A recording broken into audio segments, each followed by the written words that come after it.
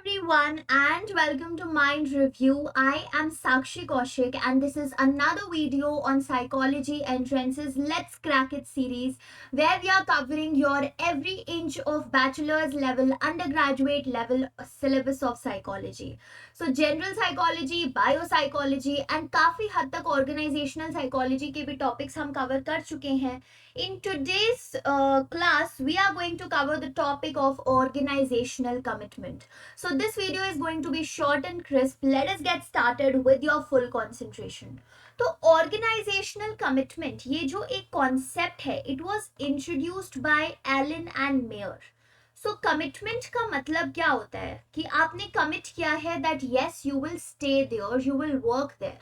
So organizational commitment क्या होगा? It is basically when employees continue to stay in the organization and work diligently. तो उनका सिर्फ organisation में रहना इम्पॉर्टेंट नहीं है. It is also important that one they stay, yes it is important, but also important that they also work as good as they were working when they joined. ठीक है, तो कई बार क्या होता है, कुछ एम्प्लॉयज ऑर्गेनाइजेशन के साथ मे बी उनके वैल्यूज मैच नहीं कर रहे होते, या जो ऑर्गेनाइजेशन की पॉलिसीज है वो उनको नहीं अच्छी और लग रही होती, या मे बी दे फील कि बाहर उनके लिए और ज्यादा बेटर अपॉर्चुनिटीज है than this organization. So they may want to leave that organization. या कुछ एम्प्लॉयज के केस में ये भी हो सकता है that they are not satisfied with their jobs. तो जबरदस्ती वो एक ऑर्गेनाइजेशन में तो हैं but they are not working as diligently as nicely, और उनके पास वो वर्क मोटिवेशन नहीं है. Remember in previous few videos we discussed about the theories of job satisfaction and work motivation. ठीक है, अगर आपने बाई चांस मिस भी कर दिया तो कोई बात नहीं, आप प्लेलिस्ट में जाके इस सीरीज के सारे प्रीवियस वीडियोस एक्सेस कर सकते हैं. The link of the playlist is in description box. तो ऑर्गेनाइजेशनल कमिटमेंट को अगर सिंपल भाषा में डिस्क्राइब करना हो तो वो यही है कि जहाँ पे एम्प्लॉयज एक ऑर्गेनाइजेशन के साथ कंटिन्यू रखने रहना और वर्क कर रहे हैं एकदम हार्डली डिलिजेंटली जैसे हमेशा करते आ रहे थे. अब there are lot of things that might influence organizational commitment.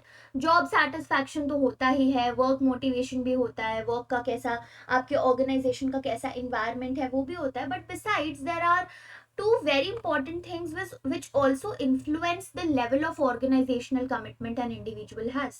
हो सकता है एक एम्प्लॉय का कमिटमेंट कुछ ज़्यादा ही एक्सेस हो जिसमें वो अपनी ऑर्गेनाइजेशन के साथ रहना भी चाहता है, उसको और हाइट्स पे ले जाना भी चाहता है. हो सकता है किसी और एम्प्लॉय का इतना ज़्यादा ना हो. So there are certain things which can impact organizational commitment. One of them is the age. ठीक है, तो एम्प्लॉय की क्या एज है? तो यूजुअली क्या होता है, as the age increases the organizational commitment of an employee also increases. Usually जो मिडिल एज में लोग होते हैं, जैसे जैसे उनकी एज इंक्रीज हो रही है वो अपने ऑर्गेनाइजेशनल कमिटमेंट पे हाई होते जाते हैं. वाई? बिकॉज उनकी एक सॉर्ट ऑफ फ्लेक्सिबिलिटी अब खत्म हो रही है. They don't want to leave that comfort zone of that organization and go out and work and start fresh with some other organization. That is one of the reason. Another one is the years spent in an organization. अब अगर एक organization में किसी को सिर्फ 6 months ही हुए हैं, so it might be easy for that person to leave it. लेकिन अगर किसी इंसान को एक organization में काम करते करते let's say 20 years हो चुके हैं, सो देन क्या है, उनका वो ऑर्गेनाइजेशन वंस अगेन एक कंफर्ट जोन, एक घर जैसी फीलिंग आ चुकी है उनको उस ऑर्गेनाइजेशन में. They know everybody there, they know how things work there. So उनका कमिटमेंट इंक्रीज होने के जो ज्यादा चांसेस हैं वो बढ़ जाते हैं.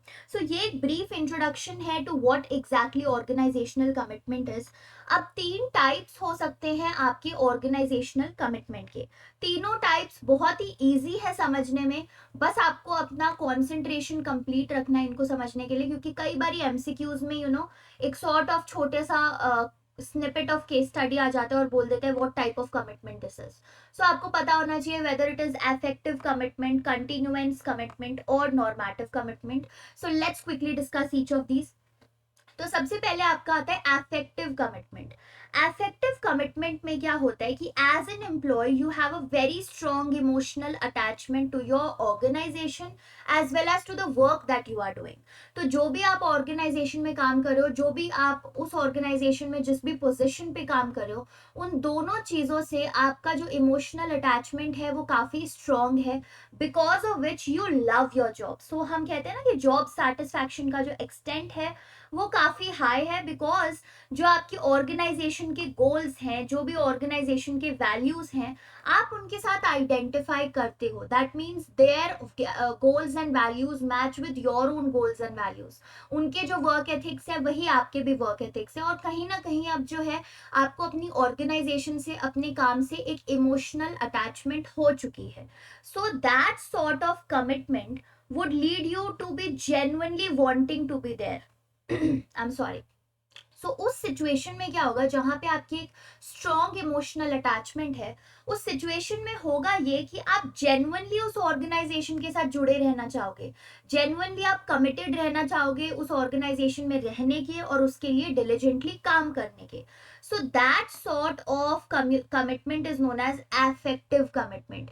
सो मैंने बहुत सारी वीडियोज में पहले भी डिस्कस किया है कि ये जो टर्म है effect, in psychology it means emotion. तो आप अपने इमोशंस की वजह से एक पर्टिकुलर ऑर्गेनाइजेशन के साथ जुड़े हुए हो. सो अफेक्टिव कमिटमेंट कैसे याद रखना, नाम से याद रखोगे. अफेक्टिव है, इमोशंस है तो मतलब आप जेन्युइनली वहां पे रहना चाहते हो. The next type of commitment is known as continuance commitment.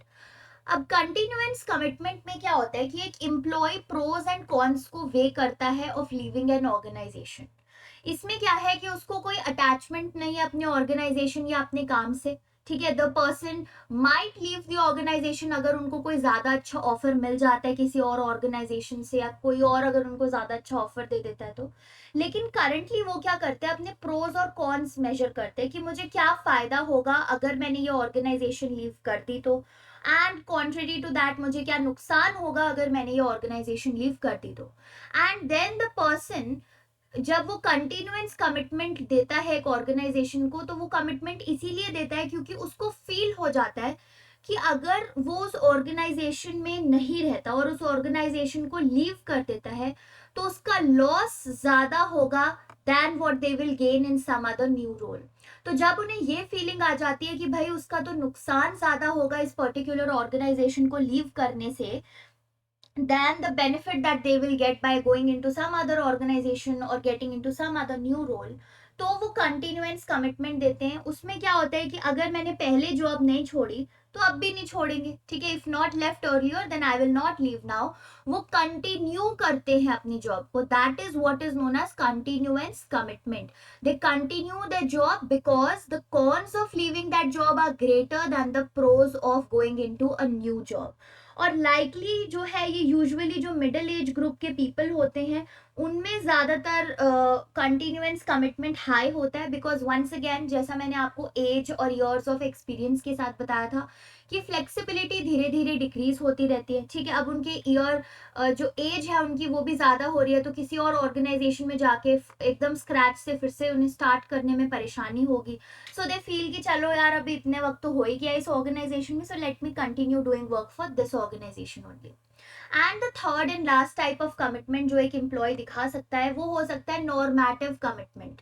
ठीक है, नॉर्मेटिव कमिटमेंट में होता है सेंस ऑफ ऑब्लिगेशन. तो नॉर्म्स होता है ना, नॉर्म्स क्या होते हैं काफी वीडियोस में बता चुकी हूँ, बताऊंगी नहीं फिर से. फटाफट मुझे बताएंगे कमेंट सेक्शन में सारे लोग जो इस वीडियो को यहाँ तक देख रहे हैं कि व्हाट आर नॉर्म्स. ठीक है, आई विल नॉट टेल, चलो बता देती हूँ यार, छोड़ो. ठीक है, नॉर्म्स होते हैं जब हम बात कर रहे होते हैं कि कोई भी जो अनसेड लॉज हैं या अनसेड रूल्स हैं किसी भी सोसाइटी के, है ना, हर सोसाइटी कोई ना कोई या हर कल्चर कुछ रूल्स बनाता है बिहेवियर के जो किसी ने एक्सप्लिसिटली बोले नहीं है बट हमें पता होता है. जैसे इंडियन ट्रेडिशन में एल्डर्स की रिस्पेक्ट करना, उनको देखते ही उनको ग्रीट करना, उनके पैर छू के, कोई ना कोई नॉर्म्स है ना. सो नॉर्म्स, नॉर्मेटिव कमिटमेंट, नॉर्म्स से आप याद रख सकते हैं. नॉर्म्स एक ऑब्लिगेशन लगती है हम सबको, है ना, कि यार ये तो फॉलो करना ही पड़ेगा. तो नॉर्मेटिव कमिटमेंट भी एक एम्प्लॉय के लिए सेंस ऑफ ऑब्लिगेशन वाली कमिटमेंट होती है, जहां पे एम्प्लॉय अपने ऑर्गेनाइजेशन से ज्यादा खुश नहीं है, अपने रोल में भी ज्यादा खुश नहीं है और चाहता है कि उसको कुछ बेटर अपॉर्चुनिटी मिले, कोई और ऑर्गेनाइजेशन में वो स्विच ओवर करे, but the employee still stays with that organization because they feel that that is the right thing to do. तो नॉर्म्स होता है ना कि this is the right thing to do, norms ये कहते हैं, तो वो हमारे लिए एक ऑब्लिगेशन होती है, लेकिन हम उस चीज को फिर भी फॉलो करते हैं because that is the right thing to do. So that is only what happens in your normative commitment, कि एक एम्प्लॉय एक ऑर्गेनाइजेशन के साथ कमिटेड रहता है because they feel that that is the right thing to do.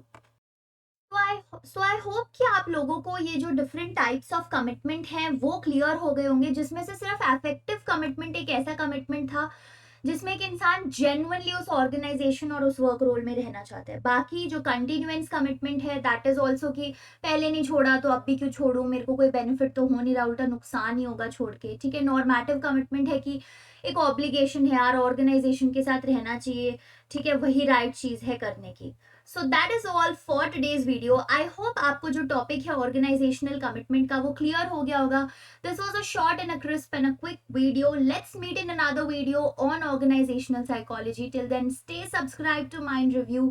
Keep reading numerous books and things on psychology, and let's make a revolution in the field. So have a good day and bye-bye everybody.